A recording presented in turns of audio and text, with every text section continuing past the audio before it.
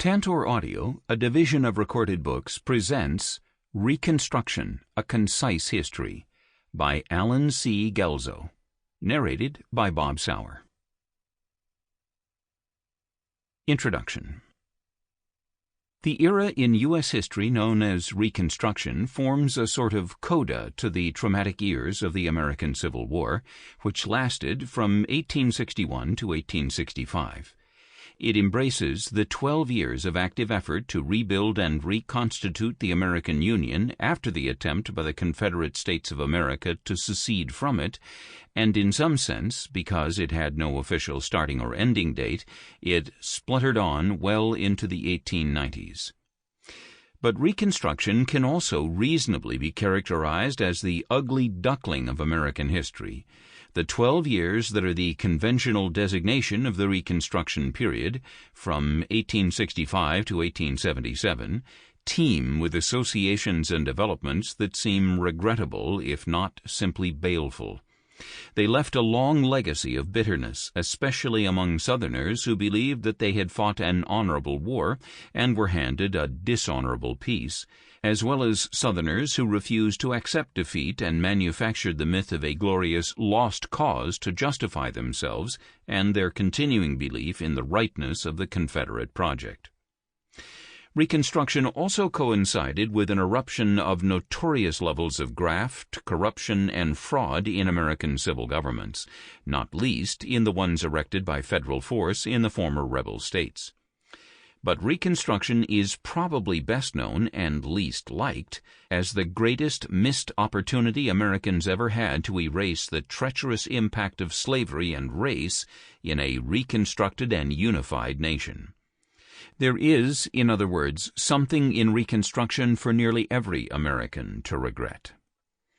The term Reconstruction actually surfaced even before the Civil War began in 1861, although in its first form it was a way of describing how the Constitution would have to be amended in order to accommodate the demands of the Southern states and head off their secession.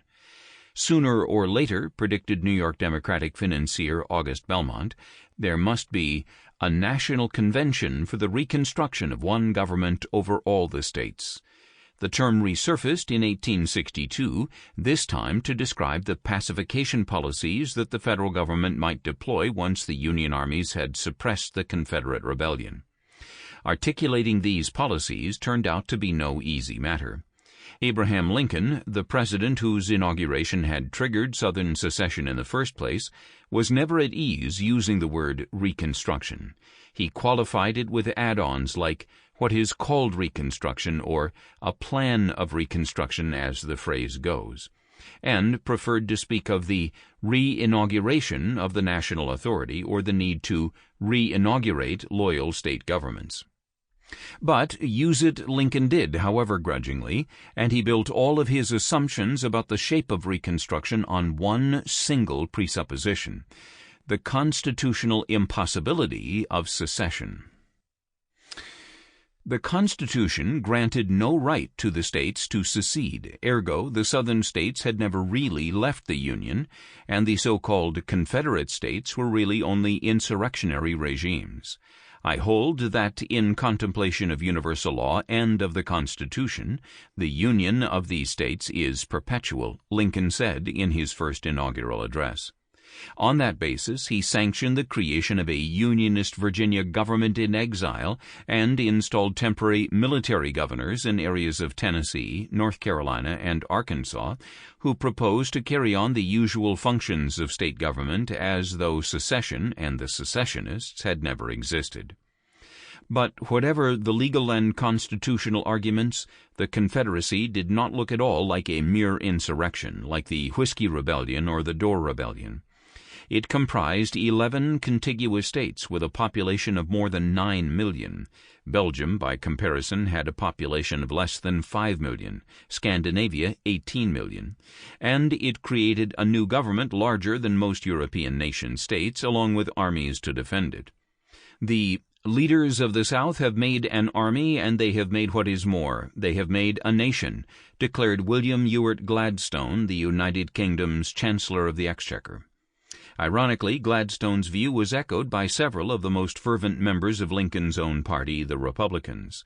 They had become known as radicals from the outset of the war, and though the term described only about half of the Senate's Republicans, and slightly more than that in the House of Representatives, they were unapologetic in asserting that the Confederate states had lost all title to statehood by seceding. What had really happened when the Southern states seceded, Massachusetts Senator Charles Sumner countered, was state suicide or state forfeiture or state abdication. Whatever the name, secession had converted the old Southern states into something less than what they had been. What was more, it was the prerogative of Congress, not the President, to define that status and create the policies which control any ideas of reconstructing the Union. Thaddeus Stevens, Sumner's counterpart in the House of Representatives, wanted to go even further. "We propose to confiscate all the estates of every rebel belligerent whose estate was worth $10,000, or whose land exceeded 200 acres in quantity. As for the Confederate leadership, and how many captive enemies it would be proper to execute as an example to nations, Stephen would bleakly leave others to judge." Lincoln, however, wanted no part of such a draconian reconstruction. For one thing, it was tantamount to conceding that the Confederates had been correct all along in claiming a right to withdraw from the Union. Lincoln laid out his first detailed strategy for amnesty and reconstruction in December 1863. He proposed to grant full pardons with restoration of all rights of property except as to slaves to any inhabitants of Southern states reoccupied by federal military forces upon taking an oath of future loyalty and keeping said oath inviolate. There were several categories of exceptions to this opportunity: civil or diplomatic agents of the Confederacy, military and naval officers, and those who had mistreated Union prisoners of war. But the purpose behind this apparent generosity was really political, because this strategy would grant Lincoln the authority to reestablish a state government as soon as the oath-takers numbered just 10% of the 1860 voting population in each state, while also ensuring that the re-inaugurated state governments abolished slavery. Many Republicans applauded Lincoln's plan as glorious, and saw it as an enticement to Southerners not only to end the rebellion but to abandon slavery as well. "The President," wrote Ohio Republican James A. Garfield, "has struck a great blow for the country and himself." But so broad an offer infuriated Stevens and Sumner, who interpreted this approach to mean that traitors were being invited back into the Union with full privileges and with only one significant punishment, and by a president who meant to sideline Congress in overseeing the process. Opposition to Lincoln's plan within Congress, and within Lincoln's own party, was spearheaded by Ohio Senator Benjamin Wade and Maryland Congressman Henry Winter Davis, who designed a Reconstruction plan of their own.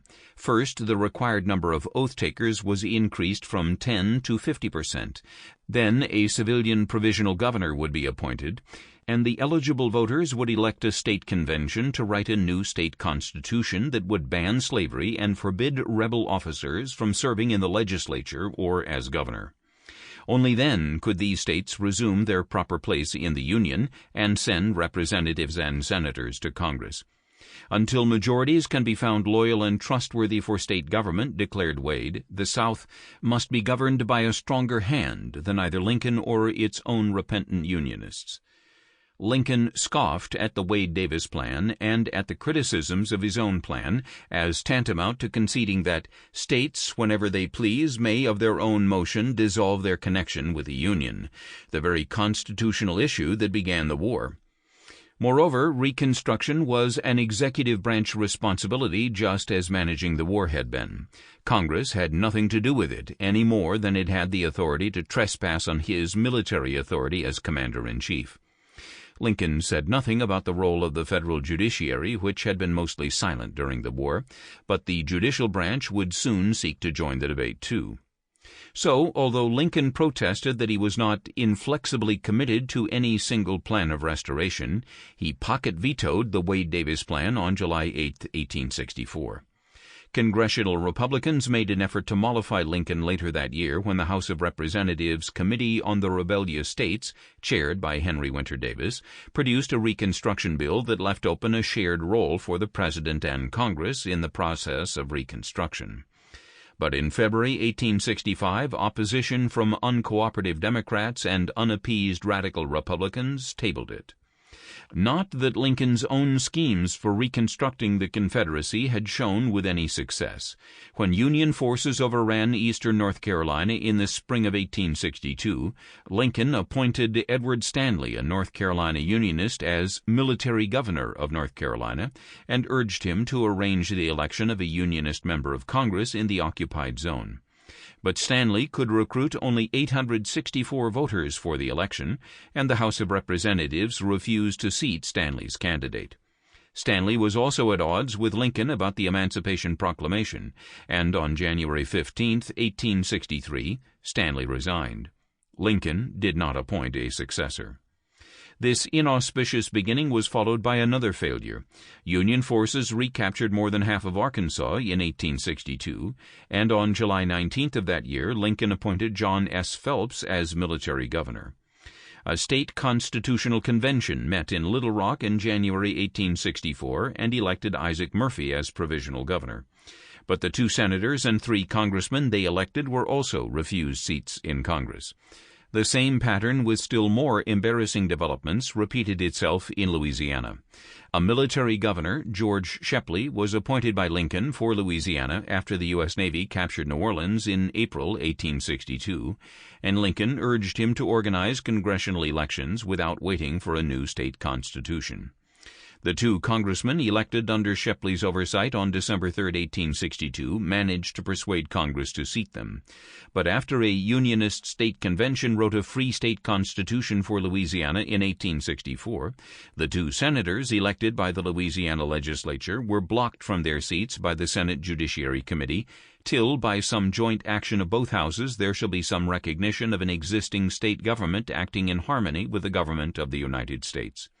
One of Lincoln's military governors, Andrew J. Hamilton, never even set foot in his home state of Texas.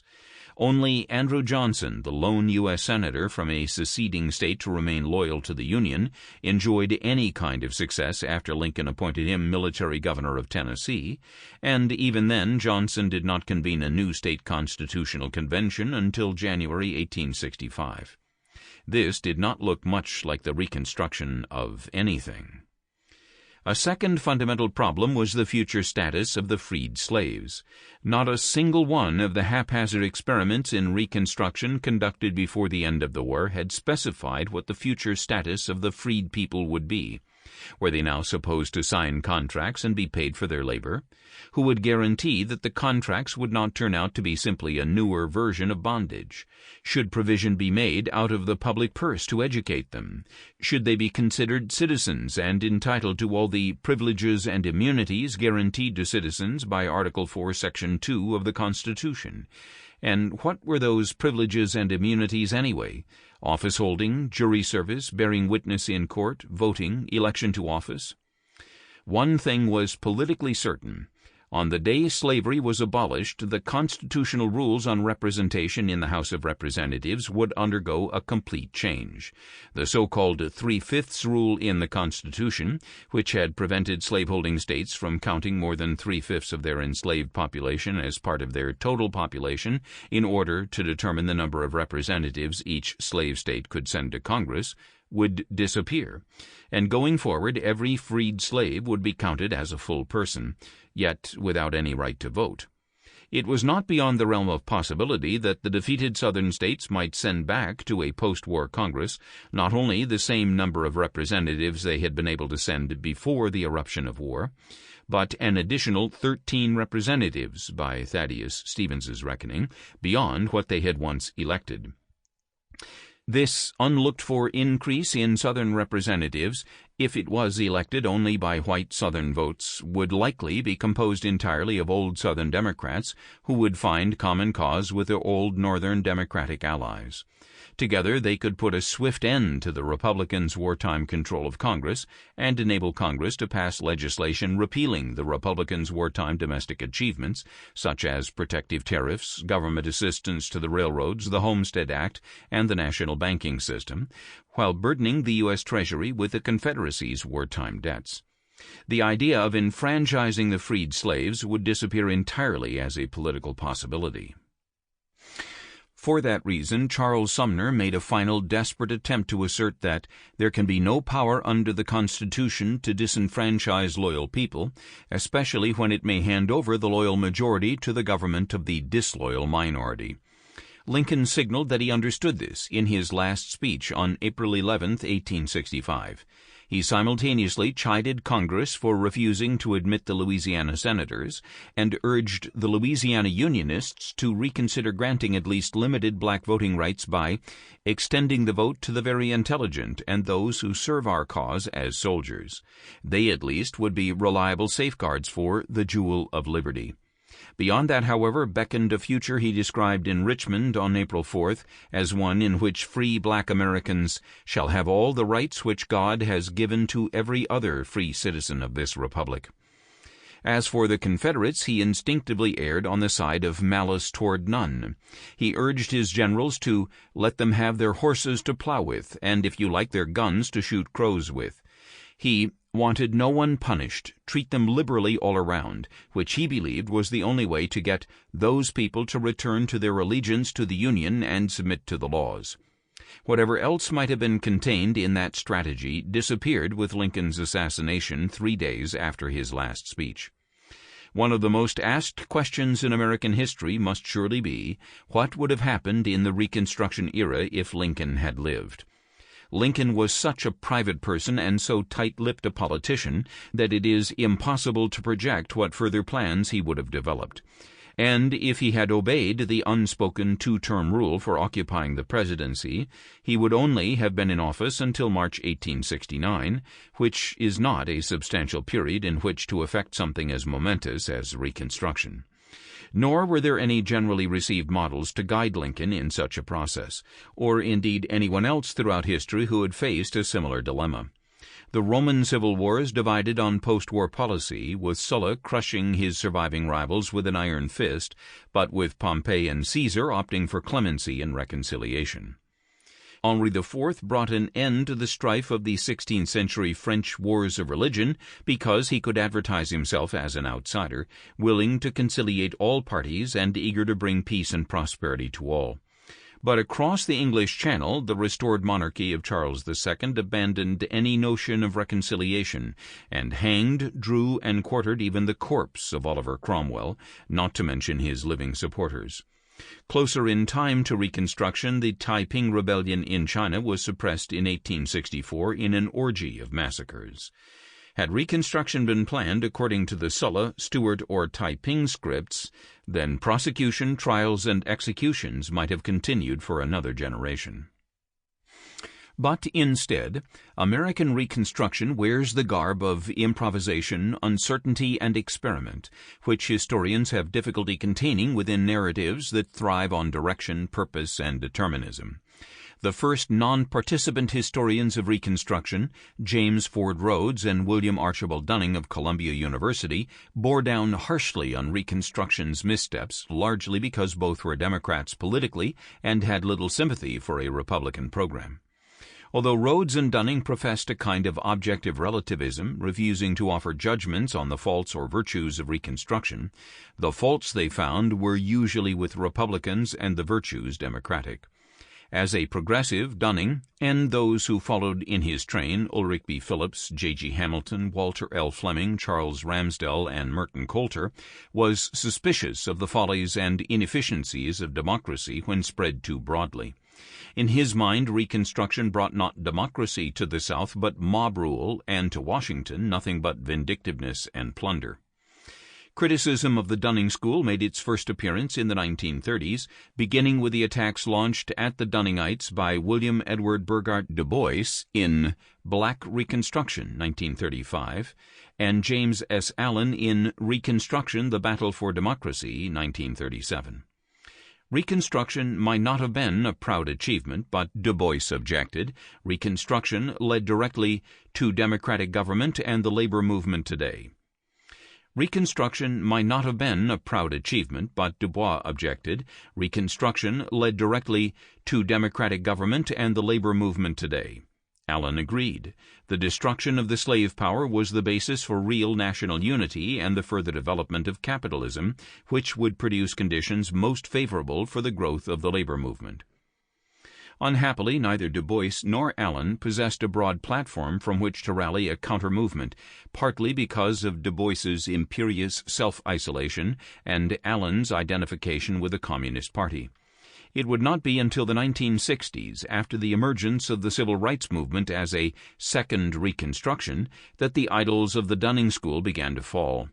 John Hope Franklin's Reconstruction After the Civil War, 1961, and Kenneth Stamp's The Era of Reconstruction, 1865 to 77, 1965, started the trend, to be followed by John and LaWanda Cox, George Bentley, Richard Current, Alan W. Trelease, Herman Belts, and finally by Eric Foner's massive Reconstruction, America's Unfinished Revolution, 1863 to 1877, 1988. Noble as their intentions were, the anti-Dunningites had their foibles too. Du Bois and Allen were both writing from self-consciously Marxist frameworks that forbade any other understanding of Reconstruction but through class and revolution, with race sometimes deployed as a surrogate for class. The emancipation of man is the emancipation of labor, Du Bois wrote, and the emancipation of labor is the freeing of that basic majority of workers who are yellow, brown, and black. Thus, Reconstruction should have been the moment when working-class blacks and whites together had an opportunity to create a new American economic and political order, only to have it yanked away by a nervous white northern bourgeoisie who preferred making peace with the defeated Confederates to licensing a genuinely radical, biracial workers' movement. Reconstruction was, in other words, seen as a typical bourgeois democratic revolution, not unlike the initial phase of the French Revolution in 1789 or the liberal democratic revolutions across Europe in 1848. Like those uprisings, it pitted a capitalist middle-class bourgeoisie over a slave-holding aristocracy, with the former striking up alliances with peasants on the land and workers in the tenements to overthrow the rule of the planter elite. This newly empowered bourgeoisie derived their authority, first, as the Southern Unionist allies of Union military victory, and second, as the owners of capital and the possessors of professional and commercial income, rather than birthright or status. Alas, bourgeois revolutions frighten their own architects, who quickly come to see that in encouraging peasants and workers, they have created a Frankenstein monster that has no more respect for the bourgeoisie than it had for the aristocrats. At that moment, the bourgeoisie, wrote Lenin, strives to put an end to the bourgeois revolution halfway from its destination, when freedom has been only half won, by a deal with the old authorities and the landlords. They strive to reach a tacit pact with the old landed aristocracy in order to preserve their power. But the genie cannot be stuffed back into the bottle. It is only stunned, and in time it will reawaken with renewed strength as the guide and leader of the socialist revolution, and finish off industrial capitalism just as the bourgeoisie finished off the aristocrats. Du Bois in particular bears the impress of this notion of Reconstruction as a bourgeois revolution, for, in Du Bois's telling, Reconstruction's vision of democracy across racial lines was undone by a counter-revolution of property.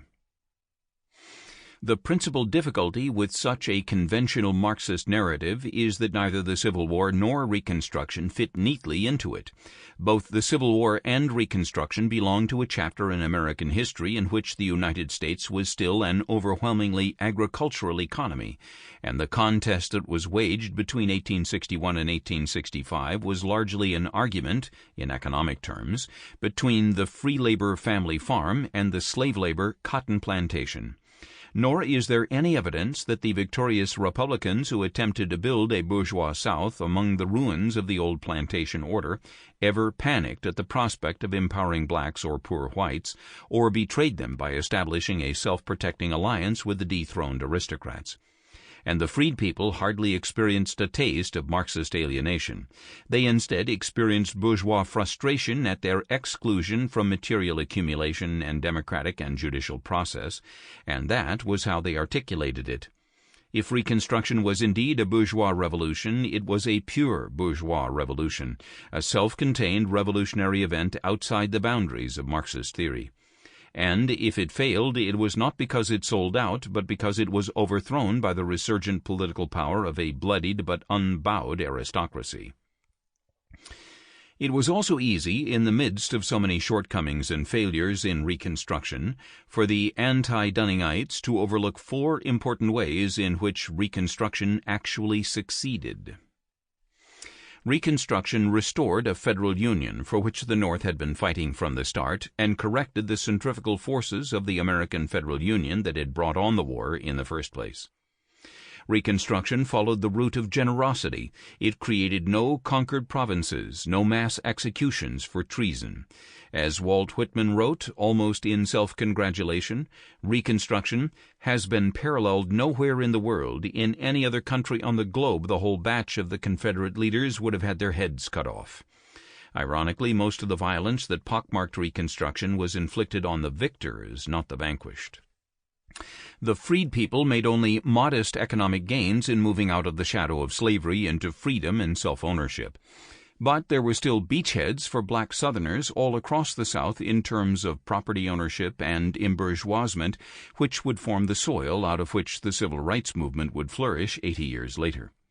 In the same fashion, Reconstruction established beyond a doubt the legal equality of all Americans under the banner of citizenship. Much of that equality was compromised by racial prejudice, vigilante violence, and the twisting of law, but it was not extinguished, and the Reconstruction-era amendments to the Constitution, the 13th, 14th, and 15th, have together formed the last on which injustice, racial prejudice, and inequality have repeatedly been hammered down. Not everything that should have been gained was gained in Reconstruction, but not everything was lost either. Historical writing on Reconstruction has expanded exponentially since the 1960s, pushing the boundaries of Reconstruction historiography into new subfields of time, labor, geography, gender, family, and economics. The American West has increasingly become part of the Reconstruction schema, starting with the military subjugation of the Plains Indian tribes, but increasingly reaching to include the challenge posed to an American Protestant culture by the Mormon colony of Utah and the racial triangle formed by Cherokee slavery and segregation. There is now a greater sense of the continuity of Reconstruction backward to the war years, as in, for example, connecting the activities of Civil War guerrillas with the post-war insurgency of the Ku Klux Klan, and forward to the Civil Rights Movement of the 1960s. Studies of the experience of veterans, both Northern and Southern, in Reconstruction have only just begun to come to the fore, as have also inquiries into how, with a certain postmodern twist, Reconstruction influenced the memory of the Civil War and, in addition, generated its own historical memory. Even the conventional chronology of Reconstruction has been reworked so that in some cases the starting point has been pushed back well into the Civil War years, and in others substantially far forward to the beginning of Jim Crow segregation in the 1890s. For the purposes here, it will be easiest if Reconstruction is thought of as 4 distinct movements. Early Reconstruction, from the first of Lincoln's experiments in 1862 until the announcement of Andrew Johnson's appointment of provisional governors for the Southern states in 1865. Presidential or executive Reconstruction, covering the short-lived Johnson governments from mid-1865 to the passage of the Congressional Reconstruction Acts in 1867, which attempted to curtail the liberties of the freed slaves and return ex-Confederates to Washington as members of Congress. Congressional Reconstruction, which begins with the Reconstruction Acts and concludes with the readmission under the terms of those statutes of the last of the one-time Confederate states to representation in Congress in 1870, during which time the 14th and 15th Amendments to the Constitution empowered the emergence of a black political leadership class, and overthrow of Reconstruction from 1870, when the first white Democratic regimes were elected to redeem the Southern states from Republican control, until 1877, when the last Southern Republican governments in South Carolina and Louisiana were extinguished. One may also speak of an aftermath of Reconstruction from 1877 until 1896 to include the increasingly oppressive nature of the Redeemer regimes, the capture of both houses of Congress and the executive branch by Democrats in 1893, and the disastrous decision in the case of Plessy v. Ferguson to give federal countenance to racial segregation. Some of these categories are porous. Virginia, for instance, was readmitted under the Reconstruction Acts in... Sample complete. Ready to continue?